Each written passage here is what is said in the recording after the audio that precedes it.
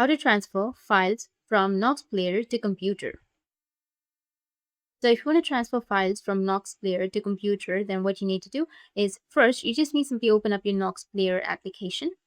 After opening, you need to go with settings, which will be in the top right. Now here you just need to simply go with general and enable the root option.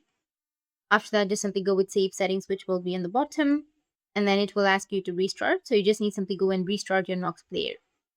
Just wait for a few seconds. Now you just need to simply go with tools, and then you need to go with amaze. Click on allow. If any warning appears, then just simply click on allow. Amaze is an inbuilt file manager. Now you need to navigate to the location where your file is located.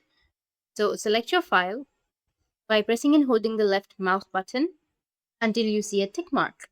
Now on the right side, you will have the three dots. You need to click on it, and then you will find an option of copy.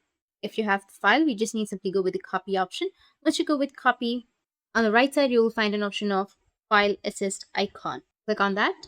Then you'll see two options. You can open PC folder and open Android folder. Basically, they point to a common location that is shared between your PC and your mobile device. Click on open Android folder, and the location will be shared with your computer system. After that, you need to click on paste, which will be in the top right.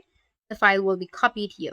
Now click on file assist, and this time you need to click on open PC folder. Go to the image share folder, and here you will see the file that you want to transfer to your system from the Nox Player.